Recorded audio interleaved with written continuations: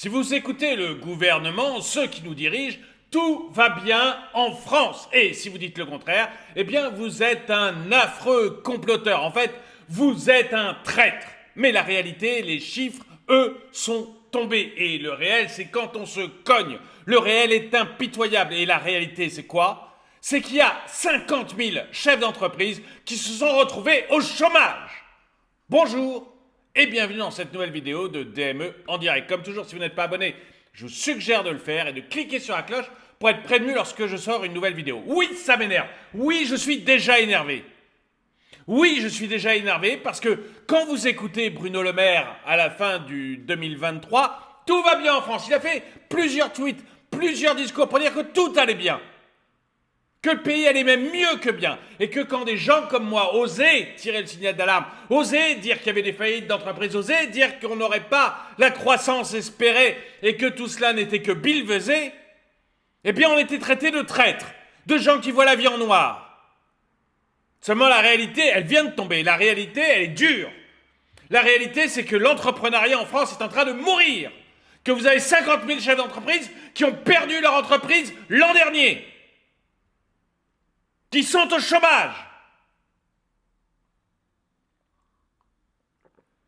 Et ce qui m'énerve, ce sont des gouvernements qui refusent de voir la réalité, refusent de voir le réel, qui veulent vivre dans leur bulle. La première preuve qu'ils vivent dans leur bulle, c'est qu'ils sont tous surpris du fait qu'il y ait moins de rentrées fiscales que prévu et ils sont en train de revoir leur budget 2024, le budget de cette année, en urgence. En urgence absolue. Parce qu'ils ne veulent pas voir le réel jusqu'à ce qu'ils se cognent dedans, jusqu'à ce que leur nez soit écrasé sur la vitre, ou plutôt sur le mur. Voilà ce qui m'énerve. Ça et le café.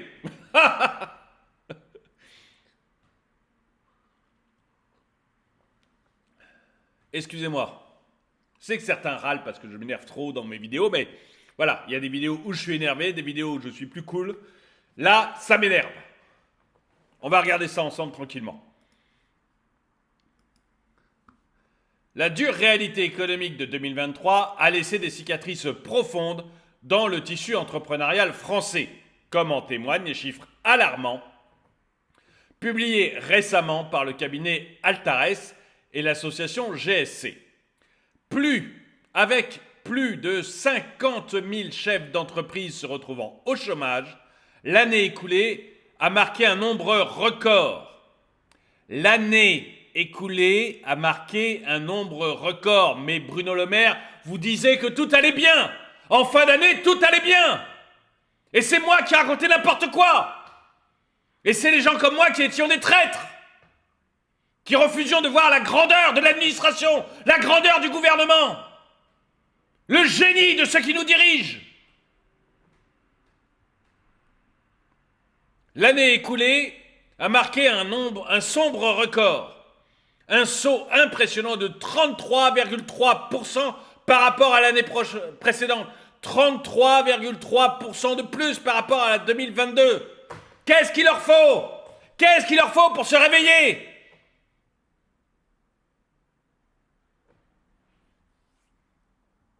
À quel moment on se réveille?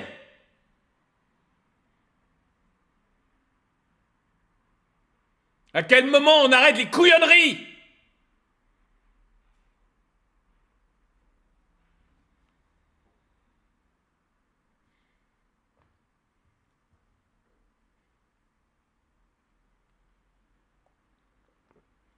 Pour cette vidéo, vous avez intérêt à mettre le son moins fort.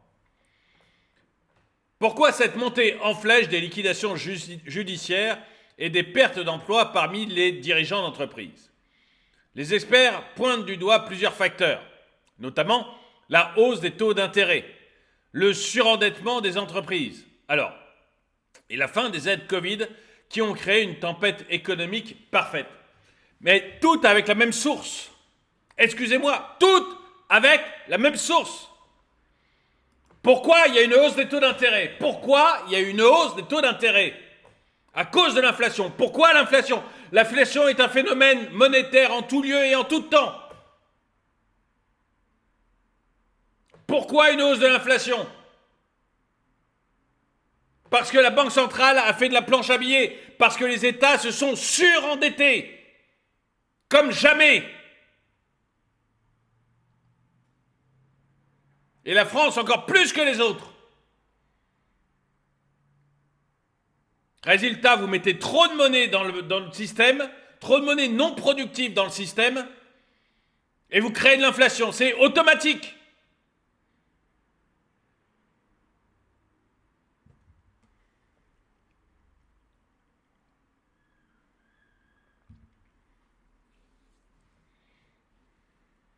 Surendettement des entreprises. Pourquoi les entreprises étaient surendettées? Pourquoi? Est-ce que c'est pas lié au fait du Covid?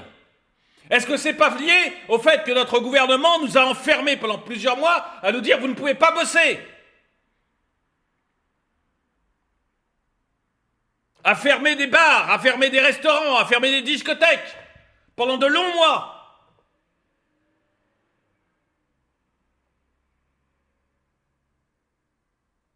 Et pour tenir, ces entreprises, elles ont dû prendre des PGE, des prêts garantis par l'État, des prêts dans tous les sens pour essayer de s'en sortir. Voilà pourquoi elles étaient surendettées. Encore une fois, l'État, bravo, merci. Merci au génie, merci au Mozart de la finance, qui est en train de nous tuer.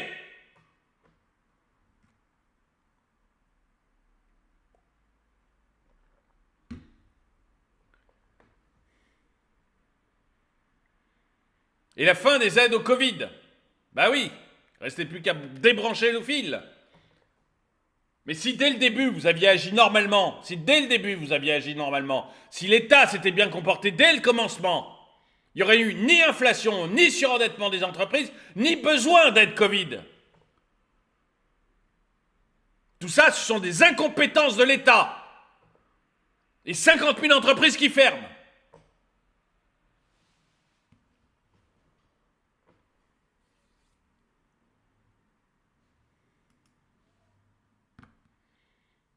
Et c'était visible puisque dès le début, dès le commencement, le Covid, j'étais comme tout le monde en mars, sidéré, complètement sidéré. J'étais à Paris, on a appris qu'il y allait avoir le confinement, je suis parti, j'ai pris mon grand-fils avec moi, on est parti, enfin je l'ai pris, il était adulte, hein, mais avec moi, on a pris le train, on a filé dans notre maison de campagne, on s'est claquemuré là-dedans. Et pendant 15 jours, on était comme tout le monde, on ne savait pas trop ce qui se passait. Donc que le gouvernement pendant 15 jours ait hésité, je comprends. Et au bout de 15 jours, vous pouvez voir mes vidéos sur Droma Économie. Au bout de 15 jours, je dis, il faut arrêter ces couillonneries. Il faut remettre les gens au travail, il faut qu'ils puissent retourner, il faut réouvrir toutes les entreprises et recommencer à fonctionner. Sinon, ça va nous coûter une blinde et derrière, vous avez un maximum d'entrepreneurs qui vont faire faillite. Et à chaque mesure comme celle-là, chaque mesure de confinement, chaque mesure débile sur les restaurateurs, chaque mesure débile sur les entreprises, à chaque fois j'expliquais, mais ça va se payer un jour, ne croyez pas que ce sera gratuit. There is no free lunch. Il n'y a rien de gratuit en économie. Et le résultat, ça y est, on le paye, mais endetté, capable de le voir dès le début. Et des gens censés auraient dû le voir au gouvernement.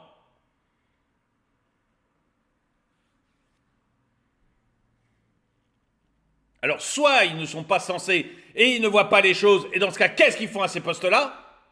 Soit ils les voient, et alors c'est qu'ils sont cyniques en plus.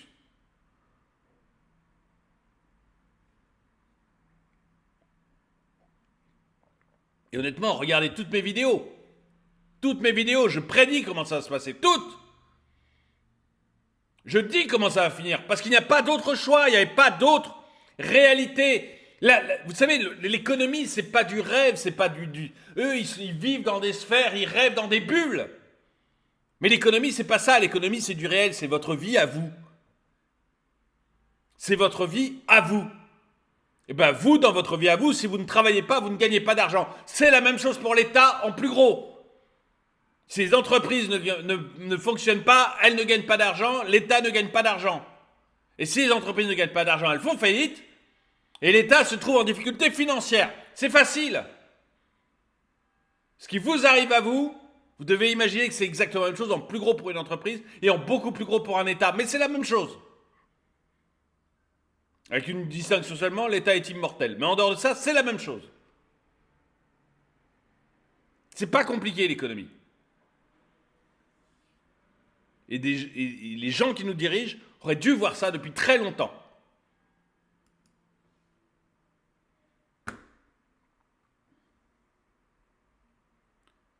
L'impact de ces événements ne peut être sous-estimé car ils ont plongé de nombreuses entreprises, en particulier les plus petites, parce que c'est toujours les plus faibles qui trinquent, dans une période de turbulence sans précédent.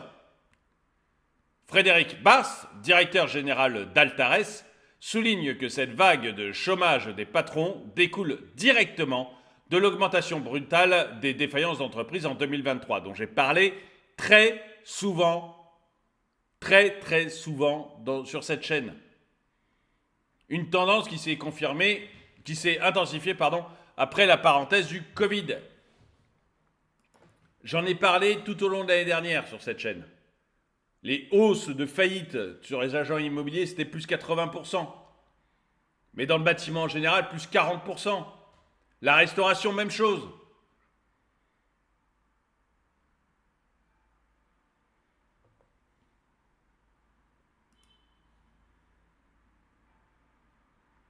Et oui, ça s'est intensifié après la parenthèse Covid, parce que pendant le Covid, avec les aides d'État, il y a eu ce qu'on appelle les entreprises zombies, puisque les entreprises, on leur interdisait de fonctionner, on leur interdisait de vendre des choses, on leur interdisait d'ouvrir leur restaurant ou leur boîte de nuit. Mais on leur donnait une subvention, donc tant qu'il y avait la subvention, alors au début, elles ont emprunté tant qu'elles ont pu, et puis après, elles ne pouvaient plus, donc il y a eu les subventions, mais à partir du moment où on a débranché les subventions, tout s'est effondré, c'est évident. Mais qui pouvait imaginer que ça ne se passerait pas comme ça ? Qui pouvait croire que ça ne se passerait pas comme ça ?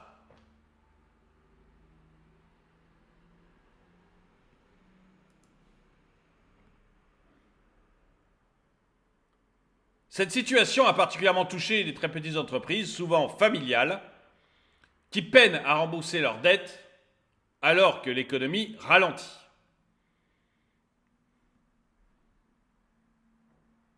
Vous savez, de temps en temps, il y a des gens dans les commentaires qui disent bon, le PIB va être de 0,5, il ne va pas être de 1,4 comme nous dit Bruno Le Maire, comme nous le disait Bruno Le Maire. Bon, qu'est-ce que ça change pour moi ? Si l'économie ralentit, voilà, c'est les petites entreprises familiales qui ferment. Parce qu'elles n'ont plus assez de clients, parce qu'elles n'ont plus assez de chiffre d'affaires, parce qu'elles n'arrivent plus à payer leurs dettes et qui font faillite.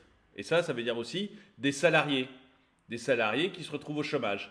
Des patrons qui n'ont plus rien. Et si vous multipliez ça par un grand nombre, vous allez vite vous rendre compte qu'une croissance de 0,5% au lieu de 1,4 comme le promettait maintenant le gouvernement, puisqu'ils ont accepté de commencer à voir leur erreur, vous allez vite vous rendre compte que c'est la différence entre la richesse et la pauvreté pour vous. Pour l'ensemble des Français.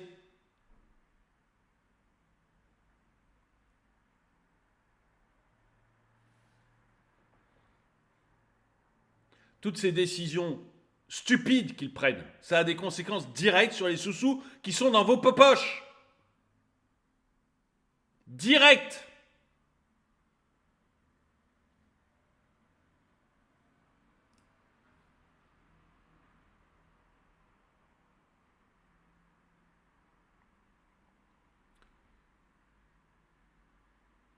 Le secteur de la construction et de la restauration ont été particulièrement affectés par cette conjoncture économique difficile. Et la construction, c'est encore différent. La restauration, voilà. La restauration, vous fermez les restaurants pendant 3-4 mois dans l'année, forcément, ils ne peuvent pas s'en remettre. Voilà, c'est clair. Ils vont avoir un mal de chien à s'en remettre. Imaginez, vous, si on vous supprime 3-4 mois de salaire. Ça ne va pas se passer... Ça va pas bien tourner. Bon, c'est ce qui s'est passé pour les restaurateurs. La construction, c'est encore différent, parce que la construction, le gouvernement s'obstine à lui faire du mal encore aujourd'hui. Il y a eu l'effet Covid, comme partout, mais c'est pas ça qui les tue. Ce qui tue la construction aujourd'hui, ce qui tue le bâtiment aujourd'hui, c'est la folie écologiste de notre gouvernement. Rien d'autre.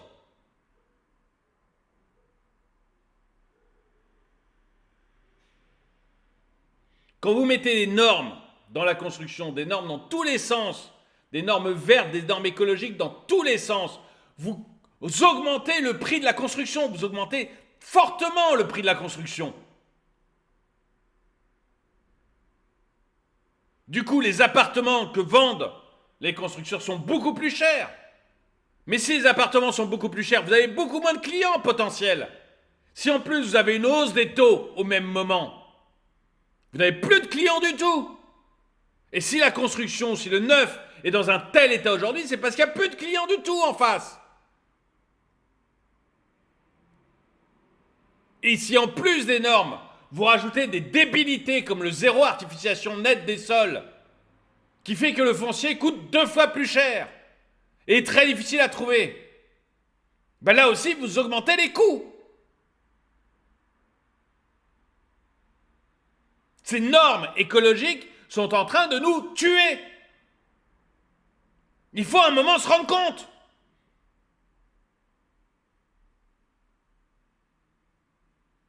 Et entre la grenouille du Languedoc et la vie des Français, mon choix est fait.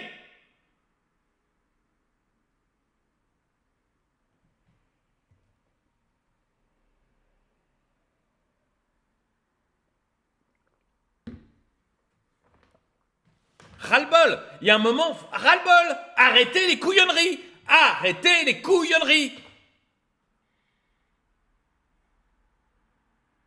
Là, on est sur les patrons, donc je ne vais pas parler du DPE, mais c'est la même chose le DPE. Sur l'immobilier. Vous ne trouvez pas de logement, vous avez du mal à vous loger, il n'y a plus assez de logements pour les locataires. Regardez le DPE, 10% des logements en moins. Vous arrêtez ces couillonneries de DPE, vous augmentez les logements de 10% tout de suite. Mais au lieu de faire ça, ils prolongent. Et à la fin de toute leur couillonnerie de DPE, ça sera 30% des logements qui seront concernés. 30%. Ça n'aura jamais été aussi dur de se loger. Est-ce qu'à un moment, on peut arrêter les couillonneries? L'encadrement des loyers qu'on voit fleurir partout en France. Tous les économistes le savent, tous. C'est le point sur lequel il y a le plus d'économistes qui sont d'accord, je crois que c'est 85%, d'après une étude faite par Harvard. 85% des économistes sont d'accord sur son point. Le plafonnement des loyers, c'est la meilleure façon de détruire un centre-ville après un bombardement.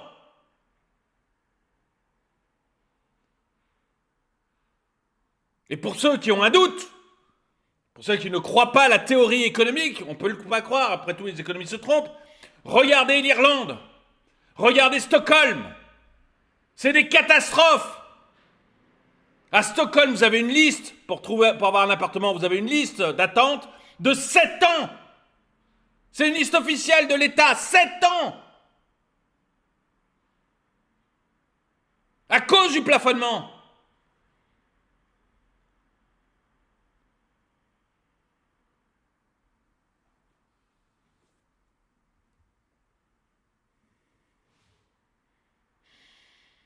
En Irlande, c'est une catastrophe, alors que ça n'arrive qu'au... Non, mais ça concerne des pays étrangers. Alors, regardez Paris. Vous savez pourquoi? Ce que c'est la loi de 1948, c'est qu'il y avait eu un plafonnement des loyers en France à partir de 1914. On a plafonné les loyers jusqu'à 1948. Et on a arrêté en 1948. Vous savez pourquoi? Parce que l'administration a dit que les logements devenaient de plus en plus des taudis. Et que 30% des appartements parisiens étaient devenus insalubres. Parce que si vous avez un plafonnement des loyers, vous n'avez plus aucun propriétaire qui a intérêt à investir. Et s'ils n'investissent pas, les logements deviennent des poubelles. Et il n'y a pas aussi assez de logements. Si vous voulez avoir suffisamment de logements pour les locataires, vous avez intérêt à ce que les propriétaires aient intérêt à acheter des logements, à faire construire des logements pour avoir des locataires dedans. Ah, je voulais pas parler de docteurs, je voulais parler des patrons, mais vous voyez, tout ça, c'est des couillonneries mis en place par un gouvernement, mis en place par des maires totalement stupides qui sont incapables de regarder le monde tel qu'il est. Même les exemples à leur porte, Stockholm, l'Irlande,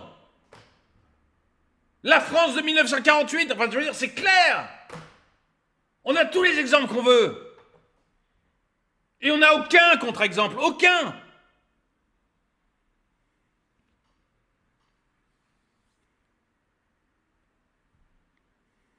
Je suis désolé, je m'énerve, mais j'aimerais que nos dirigeants acceptent de regarder le réel, de voir le réel, de voir qu'ils sont en train de nous entraîner dans la paupérisation, qu'ils sont en train de faire de la France le tiers-monde. Uniquement par leurs décisions.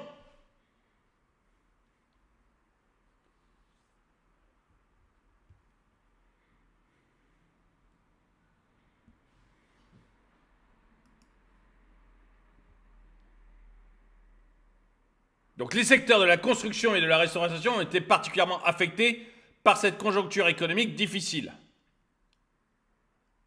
La hausse des taux d'intérêt a pesé lourdement sur le secteur de la construction, entraînant une augmentation de 40,2% des dirigeants d'entreprises se retrouvant au chômage. Encore une fois, il n'y a pas que la hausse de la construction. Il n'y a pas que la hausse des taux d'intérêt. Je vous avais parlé de la construction, donc voilà. Zéro artificialisation nette des sols. Ils le disent tous, hein, tous les promoteurs, donc c'est pas moi qui l'invente. Zéro artificialisation nette des sols, plus l'ensemble des normes écologiques qu'on leur met. Qui fait que construire un immeuble, ça coûte beaucoup, beaucoup trop cher par rapport à ce que les clients peuvent payer.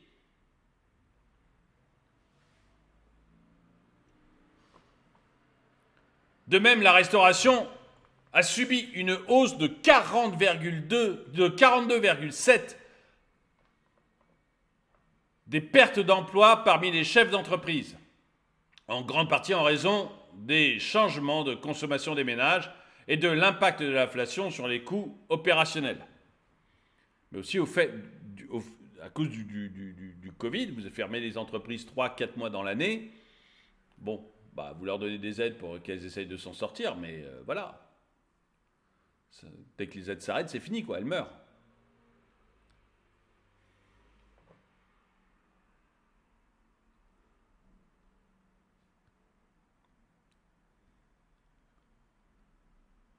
Les chiffres révèlent également une vulnérabilité accrue des petites entreprises, avec près de 9 entrepreneurs sur 10 ayant perdu leur emploi dirigeant des structures de moins de 5 salariés. Les entreprises établies depuis longtemps ne sont pas à l'abri non plus, comme en témoigne l'âge moyen des structures dont les dirigeants ont perdu leur activité en 2023, qui atteint 9 ans. 9 ans, hein, les gars. Vous vous rendez compte, l'âge moyen. C'est-à-dire que les gars, ils ont eu ça faisait 10 ans qu'ils avaient leur entreprise. Ça fonctionnait plus ou moins bien, mais ça fonctionnait.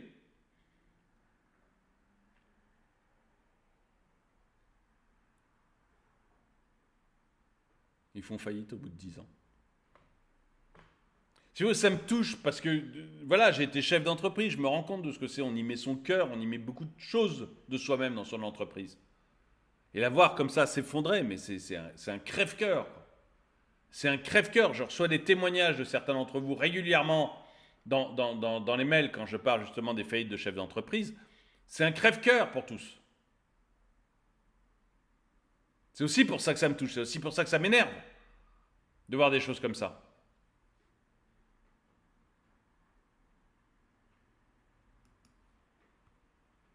Alors, que nous réserve 2024 ? Eh bien, les prévisions ne sont pas rassurantes. Si certains secteurs, comme le bâtiment, pourraient connaître une reprise, l'année s'annonce surtout délicate. Alors, le bâtiment, on peut espérer, mais le gouvernement a annoncé des mesures cette semaine. Tous les professionnels disent « mais ça ne sert à rien ». Mais arrêtez de faire n'importe quoi. Ils hurlent tous. Je lisais hier un article C'est le secteur du bâtiment, justement, qui pense perdre 300 000 emplois. 300 000 emplois.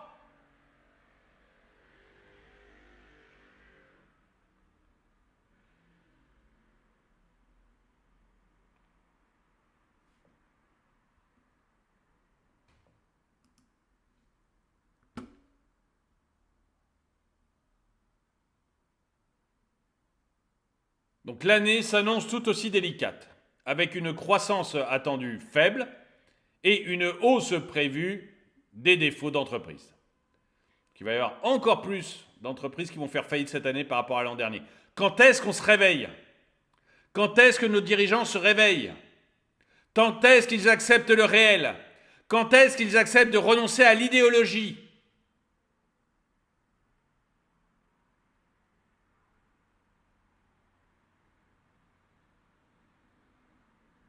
Néanmoins, il y a des lueurs d'espoir, quand même.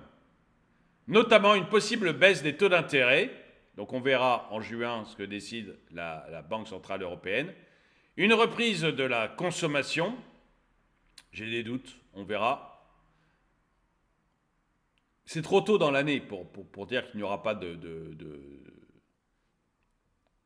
reprise de la consommation, si vous voulez. Mais j'ai des doutes, parce que quand vous entendez un chef de l'État qui nous dit « je vais envoyer des troupes en Ukraine », quand vous entendez des discours guerriers qui vous font penser que tout cela risque de se terminer en conflit généralisé, que Poutine est en train de dire « moi j'ai une grosse bombe nucléaire », et que Macron fait même pas peur, tu vas voir, nous on va t'envoyer des troupes, ça pousse pas à la consommation, ça pousse pas à l'euphorie.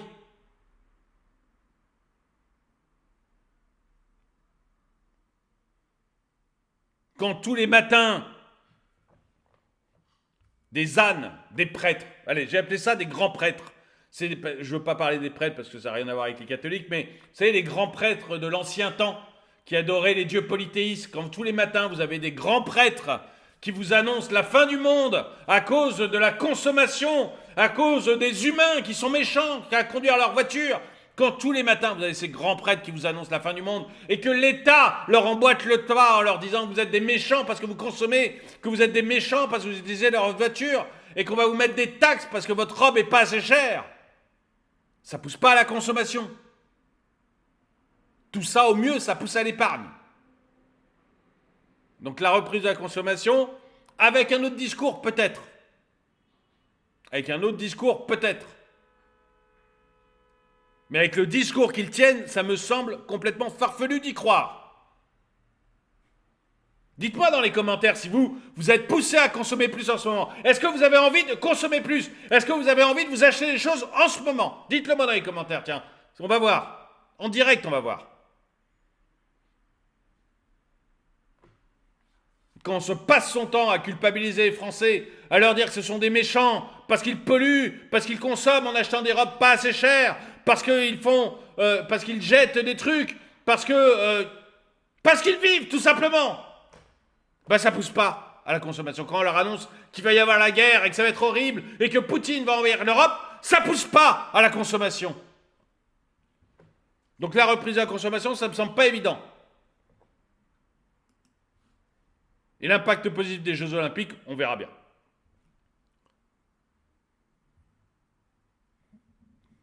Je ne veux pas en parler trop tôt.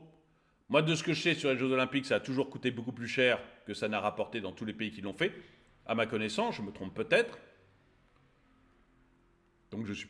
Mais il peut y avoir malgré tout un impact positif sur les restaurateurs parisiens, sur ceux qui louent sur les hôtels parisiens, sur ceux qui louent des chambres en Airbnb, etc. Il y aura probablement un retour positif. Est-ce que ça sera suffisant pour entraîner l'ensemble du pays? On verra. Moi, je pense surtout qu'on nous annoncera une ardoise à la fin, en disant finalement ça a coûté beaucoup plus cher que ça n'a rapporté, comme dans tous les pays qui ont organisé le JO. Ça n'empêche pas que ça soit une fête, hein. On peut être content d'aller au JO, je sais pas, moi, je n'irai pas, mais je comprends que certains peuvent être contents que la France organise les JO et que ce soit une fête. Hein. Mais il ne faut pas dire n'importe quoi. Ce n'est pas une fête qui rapportera des sous, à mon avis. On verra bien. En somme, mais moi j'organise des fêtes chez moi qui me rapportent pas de sous, hein, avec juste des amis, on passe un bon moment. Donc on peut aussi aimer les JO parce que c'est juste être avec des amis et passer un bon moment. Vous voyez, il n'y a pas, voilà, on n'est pas obligé de faire croire au peuple que ça lui rapporterait des sous, hein. En somme, la dure leçon de 2023 a mis en lumière les fragilités de notre économie et la nécessité de prendre des mesures pour soutenir les entreprises et protéger les emplois. Dans ce contexte, il est crucial que les décideurs politiques et économiques travaillent ensemble pour mettre en place des politiques favorables à la croissance et à la résilience des entreprises, afin d'éviter une répétition des sombres chapitres économiques que nous venons de traverser. Et à mon avis, moins l'État en fera, moins il sera présent, mieux on se portera. Eh bien, dites-moi, voilà, dites-moi dans les commentaires ce que vous en pensez. Est-ce que vous allez consommer? Est-ce qu'il va y avoir un regain de la consommation? Vous croyez à un regain de la consommation? Vous, personnellement, est-ce que vous allez consommer davantage? Est-ce que vous êtes d'accord avec moi pour dire que tout ce que l'on vit là, cette catastrophe des entreprises qui font faillite, 50 000 chefs d'entreprise qui perdent l'emploi, on la doit à 100% à nos gouvernants?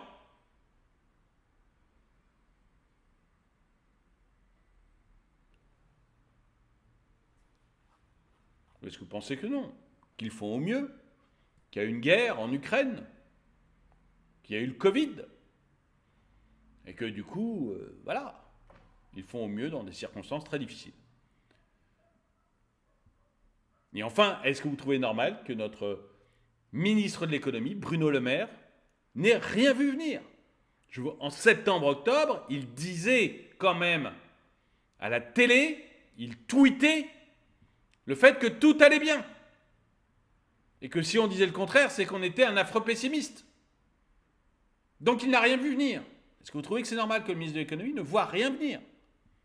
Bref, donnez-moi vos commentaires. En tout cas, merci d'avoir regardé cette vidéo. Mettez-lui un pouce vers le haut, commentez-la, partagez-la. Merci à tous ceux qui soutiennent la chaîne. Et moi, je vous dis à très bientôt.